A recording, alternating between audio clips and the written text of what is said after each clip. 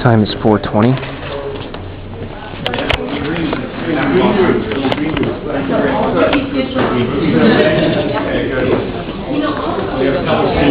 Sorry, don't let me get in your way.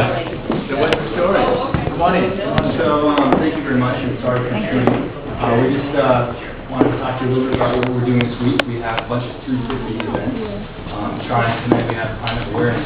Meaning like 350, you stormed the office at 350? We did come in at 350. Okay, so everything that we're doing this week deals with 350. 350 is the number that scientists have kind of identified as a safe level of carbon dioxide concentration in the atmosphere. And so we're here as a coalition of all different grade groups on campus. We've drafted up a letter that we'd like to hand to you. But first of all, we'd actually we'd like to just do a little presentation here and get just a quick test. Okay. So, as a college, we've been wondering about how heavy our emissions are and what we need to do to reduce them. So, we'd like you to just take a quick CO2 emissions analysis test, and all you have to do is blow into it, and I'll give you the readings. If that's all right. Yeah. Complicated. Yeah. The blue is suspicious. It's really expensive. Go ahead. Okay, great. So, our emissions are way too high. So, the reading shows that we burn over 100,000 barrels of oil per year, spewing out over 13 billion kilograms of carbon. This oil costs the college $9 million a year, and the oil costs are only rising. And basically, we want to urge you to change here. One paragraph. We envision a sustainable environment as a place that produces no net greenhouse gas emissions, uses renewable sources of energy, models a sustainable scale system for waste management, and promotes sustainable behaviors among students, staff, and faculty. A sustainable environment is integral to the mission and future of the college as a place to practice creative and experiential leadership that may be adapted to the world.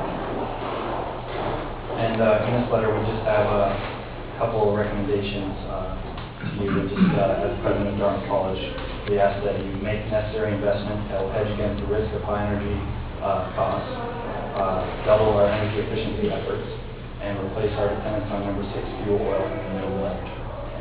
Also, we think it would be very valuable if you would appoint an energy research and advisory committee to help develop conservation and efficiency policies, raise the funds necessary for a transition to renewable energy sources, and build partnerships with the town, city, and companies that are necessary to promote all these efforts. Also, we think that making sustainability efforts a core part of Dartmouth's next capital campaign is extremely crucial. And we also think that you should provide more staff and support for implementing these policies and programs through the Sustainability Office and perhaps other areas of the college as well, such as that. So here's the letter, and thank you very much for your time. We're sorry to intrude again, but we really appreciate you coming out. Let's turn this around. So one of the things that you heard Jeffrey Immelt and Mike Porter on the discussion, they said, we thought that sustainability and green technology is going to be more expensive and hard to do, and they found just the opposite. Okay, actually. So we're about to go into a process where we have to do 3 things. That's in the letter. We've got to cut our costs, we've got to get more philanthropy, and we've got to find ways of actually earning revenue. So I'll put it all back to you guys. A committee on energy sustainability, that sounds like a great idea. And so you guys, then I'm going to be going right back and asking you. So scour the planet and find out ways that people have been effective at reducing energy. There's some colleges and universities that say to dorms, if you can reduce your energy expenditure by this much, we'll give you 25% of it back for having pizza parties or whatever, right? Sustainable pizza parties with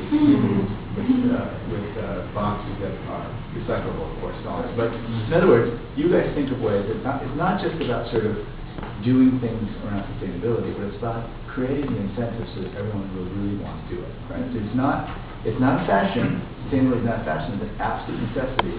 So more than just telling people to think green, you've got to think about what are we going to do to take the people who don't want to think green and incentivize them as well to do the things that they need to do, right? We should be able to, all 3 of those things. We should be able to reduce our costs, we should be able to be so green that some philanthropists along another will want to give us more money because we're making such good progress. And 3, are there ways of raising revenue actually from doing green-related things? That challenge goes right back to I you think guys. we all believe that there are ways to do those things, and several of us are in a class that's actually devoted to looking at these things, and we hope that you will take that report seriously and then perhaps... Okay, but it's going to be more than a report. We're going to go right back to you guys and say, now, give us really good proposals. We have to look at, we have to leave no stone unturned. If it's a good idea that's workable, we'll give it a shot. I can promise you that we have to do this. Now, one of the things you said is hire more people to work on sustainability. You tell me if that's really necessary. What if we empower you guys to run around campus and help us to push toward a more sustainable approach to everything? I'm open to it. I think that a lot of the student groups that are represented here have been doing a lot of work towards just what you're talking about, making these sustainable habits be not just habits but lifestyles for everyone on campus and even the people who aren't in tune with it.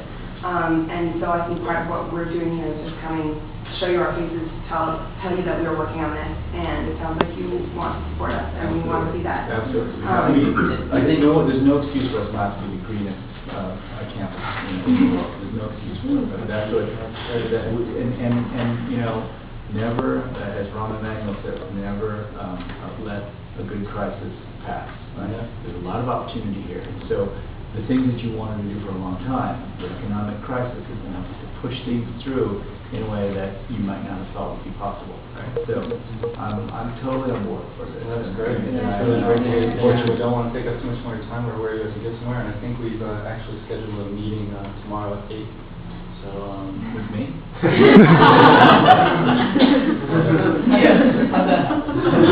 Don't want to take up any more of your time, but thank you very much, and it seems like we're very much on the same page. All right. Thank you. Thank you. Thank you very much. Thanks to the food and lodge group.